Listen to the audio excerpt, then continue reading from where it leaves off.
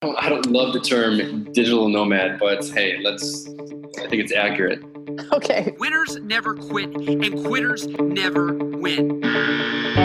Quitters win all the time. Let us show you how on Quit Happens. Hey everyone! Before we get started with this week's episode of Quit Happens, I just wanted to let you know where you can find more about strategic quitting. I'm on the web at quittingbydesign.com and on most social media as Quitting by Design. So, without further ado, Hey everyone, Lynn Marie here. Thank you so much for joining me for the next episode of Quit Happens. Today I am very lucky to have on Lee Constantine. He is co-founder and head of growth at Publishizer.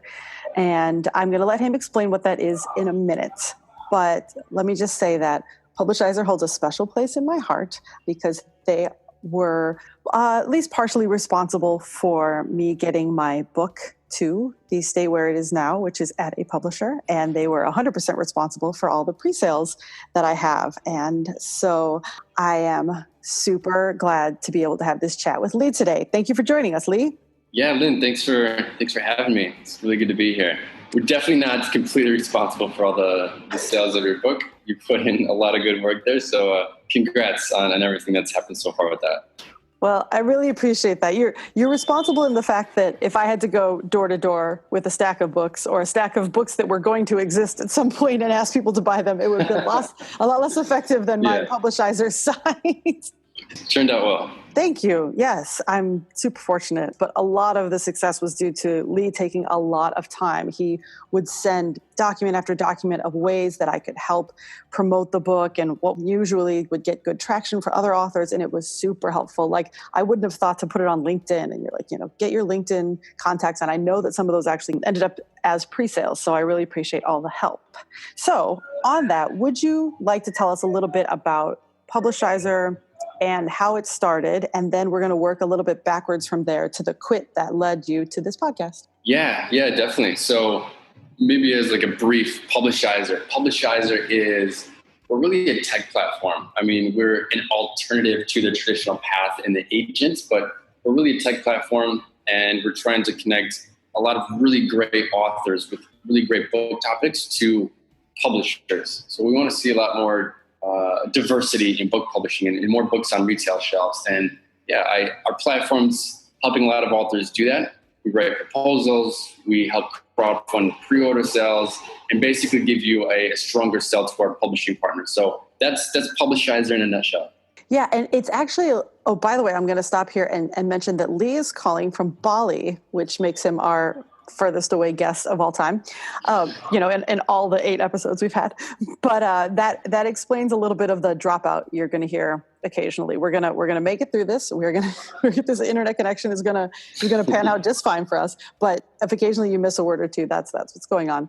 Anyway, Publishizer is like crowdfunding that a lot of us are used to is more of the Kickstarter, Indiegogo, where people are paying for something to happen, whereas Publishizer is more of attracting publishers, not just getting enough. I mean, there is the whole getting enough money if you end up self-publishing, but that second aspect of attracting an actual publisher. Yeah. So exactly. Publishizer, it is like a crowdfunding platform similar to Kickstarter and Indiegogo, right? But we have these publishing partners who are looking at the books on our platform, and we're strictly books. We're not anything else. So we put a lot of time into making sure that all the campaigns are really nice, that our authors have every resource to do well and actually get interest from these publishing partners. And not every author is amazing at executing or knowing how to sell. So I think that's where the support comes in. And, it was actually pretty cool to look at this from your campaign, Lynn, and you were probably one of the most consistent authors we've had on the platform, which was pretty awesome. And I'm glad that, you got a nice book deal to end the whole thing. Well, thank you. I appreciate that. A lot of the things I would not have been able to pull off had you not been like, here's some great examples. Like the video, I think you sent me a great video example. I was like, oh, okay, we'll do that. So I sent that video to the guy who produced mine. I was like, all right, we're doing this. Let's just recreate this with my book. It seemed to really resonate with people, so I appreciate it. Yeah. The way you ended up at Publishizer was through a series of, well, maybe not a series of quits, but maybe 1 or 2 significant quits. So if you could take us a little bit backward to what you were doing before Publishizer, and then we'll get into maybe what wasn't working and what led to the quit. Yeah, absolutely. So before Publishizer, I was really jumping around from like various startups and starting my own thing and companies like that in California, basically Silicon Valley and that whole scene over there. And then I migrated over to Las Vegas. I moved with the funded startup because there's investors over there. I thought I'd be there for 3 to 6 months, and then it evolved into so many other things. And I ended up being there for over 2 years, which was good, but I was ready to move. I've experienced like a lot of things like moving to different places and traveling, and I knew that's what I wanted to do next, but I just really needed a reason to quit and leave it all behind. And yeah, I met Guy, co-founder of Publishizer, and a lot of good things happened after that. And was it just the fact that you weren't traveling that led to you feeling you needed to quit that scenario, or was there something else? I mean, there's always 100 reasons, right? There's always a lot of things that come together. Like, this is great, or it has been great, but it's time for something else. I think one of the biggest things is, and I worked with a lot of people over there, so I not everything was bad, and it was actually mostly great. But we started a magazine, and it grew, and it was great. And we had a lot of people on there. It was a startup. We basically started, it was a magazine, and that kind of went down, and I decided to leave that. And then shortly after was basically when I decided to leave Las Vegas. The lifestyle, it wasn't just the Las Vegas lifestyle, that was definitely a part of it. It was standing on spots, and it was becoming very routine. I mean, after the magazine was gone, I was working for a consulting firm, and it was the same thing every day, which isn't always a bad thing. But I think it wasn't enough adventure in my life. I think that was the biggest thing, because I would travel to Utah, I would travel to California on occasion, and it was just good to get out. So I needed to do that more often. So yeah, I started reaching out to some other people, and then really good connections came along, and it was a good opportunity to leave. So I realized that you weren't traveling as much as you wanted. Were there also any other signs, maybe physical symptoms or mental, that made you realize that whatever the current situation wasn't working? Yeah, I think so. I mean, I think it wasn't always conscious feelings. I think there's a lot of things going on where it built up gradually over time. And then I made a conscious decision, like, okay, the best thing for me to do is quit everything I'm doing and move on to the next phase. And, that next phase just happened to be Bali and, travel and another startup and all of that. But I think in order to get to that position, I mean, I think I just overextended everything I was doing in Las Vegas. I was there for too long. And of course, life happens. You don't plan on one thing, but these things happen, and you go down a certain path. I think for me, it was just the routine, and I was ready to move on to something else. I mean, at one point, I decided to stop doing startups and do something that, was a bit more stable. But then once I got there, I didn't like it as much. So I wanted to get back into something a little more flexible and something a little more, I guess, challenging. So that's when I connected with Guy. He's a co-founder of Publishizer.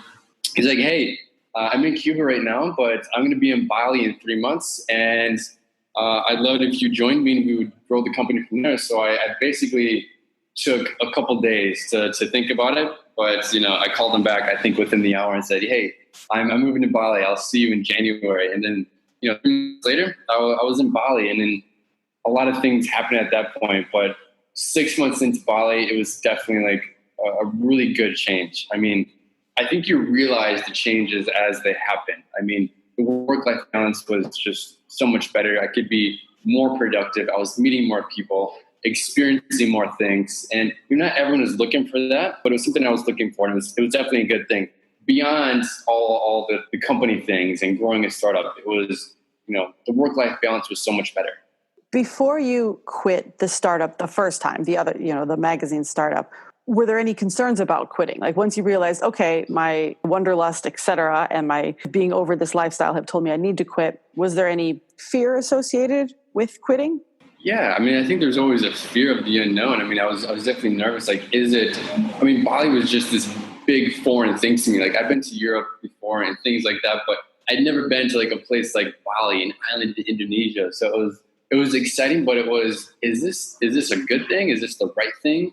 Maybe I'm crazy to think about this as something for me to do. But I think the most important thing for me was to not get like overwhelmed in like fear and things like that. Just don't think about it. Just do it and see how it works out. I think you can make things work out.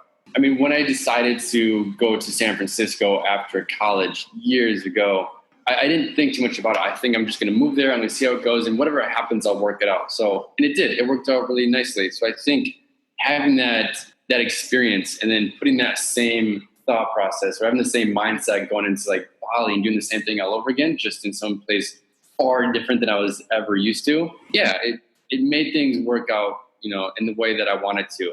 I didn't get caught up in the emotion.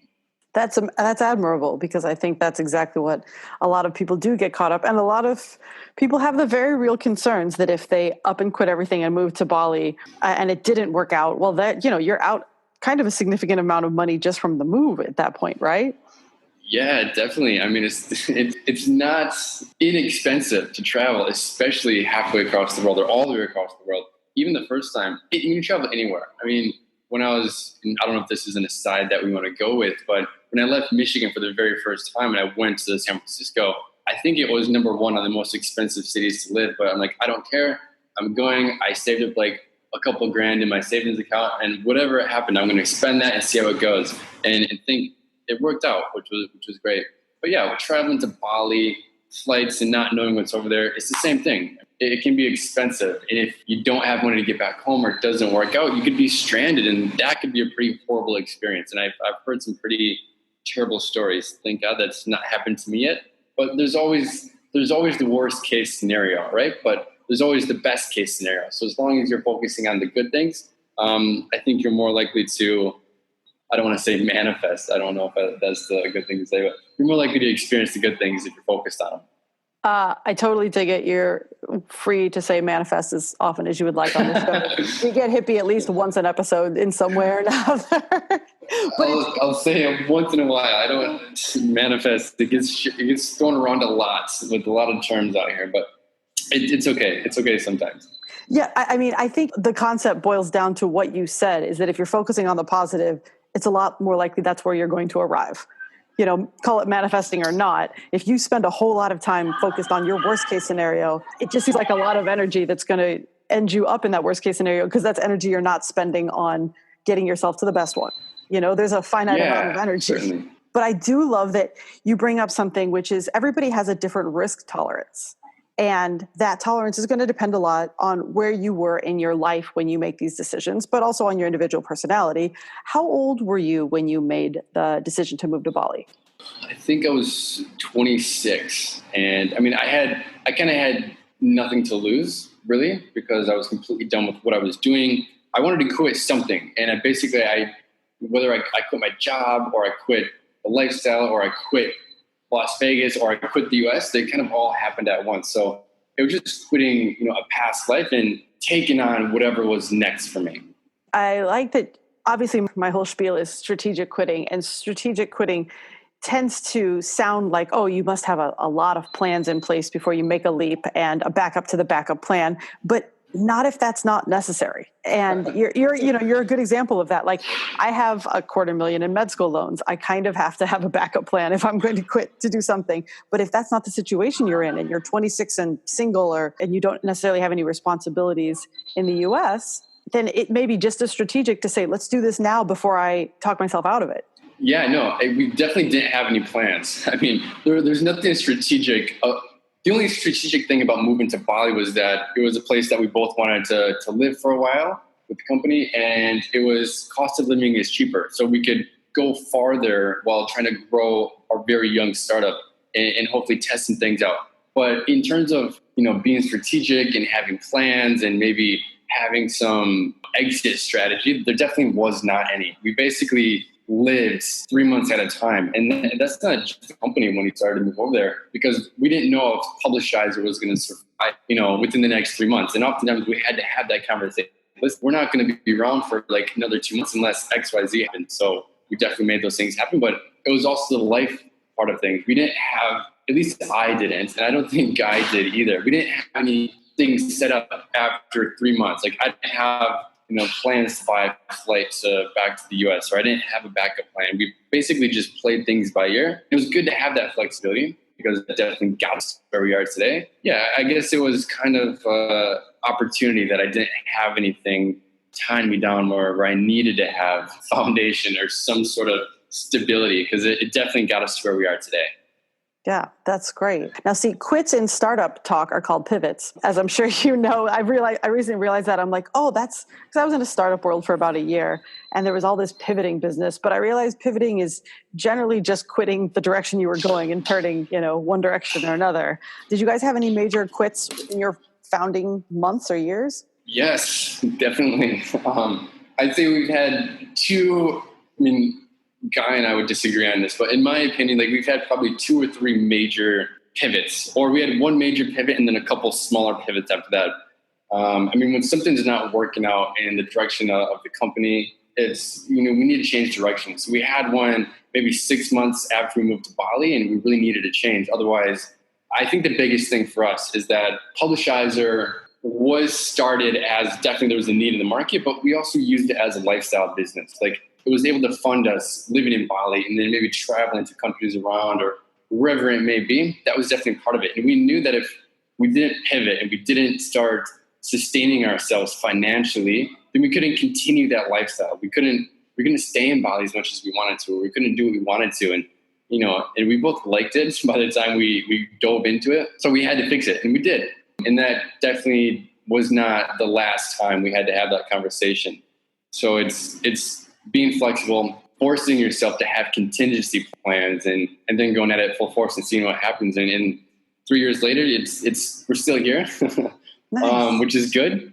But it's definitely not just a lifestyle business anymore. It's not just something that funds our lifestyle. We're thankful and grateful that we're able to do this, but I guess we've decided that we want to be something bigger. We want to be something high growth. We want to be a major player in book publishing.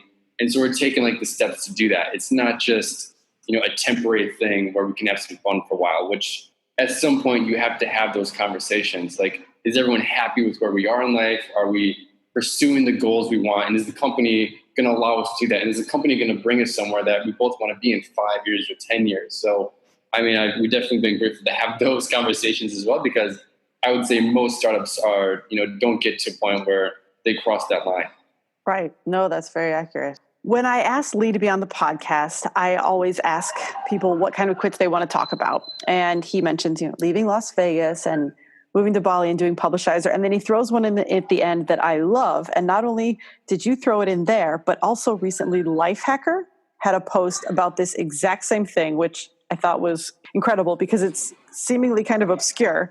But the quit that Lee brought up, and Lifehacker, is to quit reading books you don't like, or quit reading books you're not enjoying. Was that accurate? Yeah, definitely. I think everyone will start down a path. And I think the average book that's read, it gets 10% of the way through, and then someone jumps to the next thing. I'm definitely not an advocate of that. I think if you start something, you should finish it most of the time, right? But I think I started reading books way back, and once I started, I had to finish it. I had to see what this thing ended, even if it was a bad book or even if I didn't like it. But I think recently there's so many books out there, and you start realizing a lot of these are good, but some of them you don't need to devote your time to finishing them. So how do you know when you should put down a book? What's the first sign that tells you, not only am I not going to make it through this, I shouldn't make it through this? It's a completely personal decision. It's got to be the writing. The writing is just it's not there for me. Or I get a book recommended to me, or a book that's a classic that everyone has read, and it's wow, I haven't read that yet, but I should probably read that. And then, you get into it a few chapters or halfway through, and it's this is really not something I'm enjoying.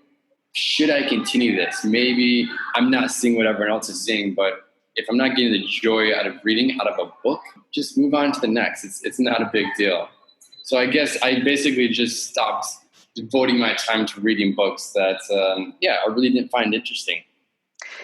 It sounds like maybe 2 things. One is that you stopped reading books that essentially people told you that you should enjoy, or that a person should have read. Is that accurate? There are plenty of those have you read insert, Shakespeare or War and Peace or something else? And I haven't read a lot of the classics, and I feel as though there's a list of shoulds, but I also feel as though there's, like you said, a list of much more relevant books that I feel as though War and Peace, it may be a great book, but is it going to help me with my business or my emotional growth or whatever?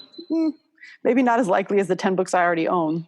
And so I think part of it is quit listening to the shoulds, right? Read what you'd like to. I agree. I think it's false expectations. I mean, just because a book is a classic and millions of people have read it, definitely doesn't mean I'm going to enjoy it. And there's no reason I should read it just because everyone else has.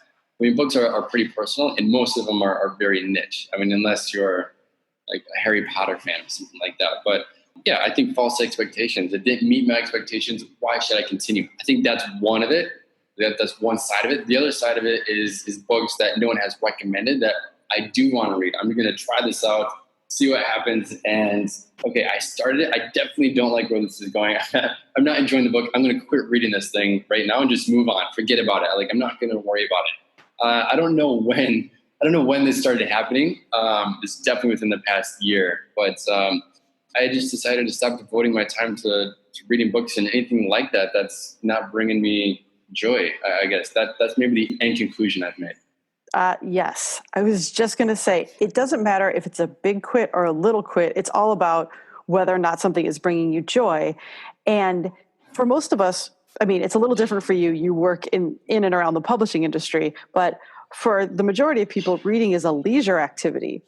And so to feel as though you come home from work and you have, finally you get to sit down and you get to read a book, and then it feels like a chore because you're not enjoying it, then that takes all the joy out of your, hour or so of leisure you have per day. Absolutely.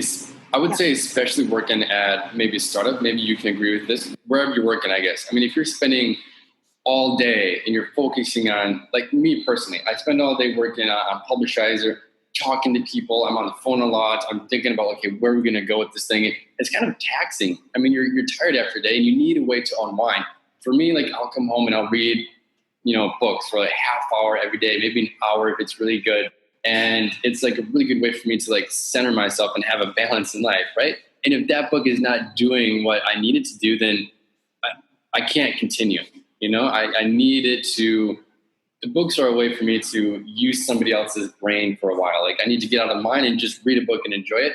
And yeah, leisure is definitely a big part of it, but it's important. It's important leisure that's almost necessary.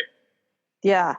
This might be one of my favorite quotes in a long time. It's a good way for me to use someone else's brain for a while. That's genius, because that's exactly what I feel like you're doing. I'm currently reading Whitney Cummings' book called I'm Fine and Other Lies, which I think I've probably mentioned in almost every episode at this point, but it's so good that like when I'm not reading it, I'm like, when's the next time I can pick up this book?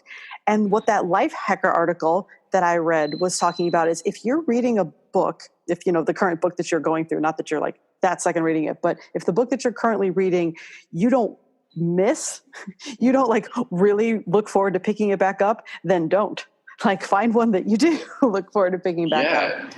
Exactly. Life is a series of moments, and why not spend as many as you can in, like you said, in a state of joy instead of in a state of obligation. Like, oh, I started this book, now I got to finish it. Like, it's a chore, but I'm going to finish it because either I started it or because somebody else said it was important or because society has deemed it as a classic. The other thing I love is that, yes, you've got a job quit and a Las Vegas quit, but I want to bring attention to them, because when I tell people about strategic quitting, they'll always go straight to the job quit. That's just super obvious. But then I kind of whittle it down. I'm like, it's not just jobs. I'm like, you can strategically quit relationships. You can strategically quit cities. And then I'm like, you can strategically quit your gym membership. Anything that is bringing you any stress. I'm not saying quit anything that's bringing you stress. There's, like, you still have to pay your taxes and stuff. But something as simple as reading the wrong book. It's amazing whenever I'm reading a book that I get that kind of pit in my stomach, like, oh, do I have to like turn another page of this book? And then I put it down and just like put it away. I feel great. Like, it's such a cleansing quit feeling for such a small thing. Yeah, definitely. I think that really boils down the reason for quitting, right? I think that's the big thing. If you look back on if you want to say quit Las Vegas, or I want to quit what I was doing before, I think there's so much stress that built up over a long time that it almost pushed me into another direction. I guess you could say it's the same thing with the book on just a much smaller scale. Like, it's just not bringing me like the joy. It's not pushing away the stress that I need for my day. So I need to move on to something that is gonna give me what I want. So I think it comes down to, making the decisions that are gonna make you happy. And sometimes strategically quitting, or whether you're forced to quit or whatever it may be, it can definitely be the best thing for you. Well, that is a genius place to end this, Lee. I love it. You summed it all up there in a bow. Is there anything you'd like to tell people about Publishizer? I know you also give workshops both in Bali and elsewhere. So anything you'd like to tell anybody about where they can find you online or in person?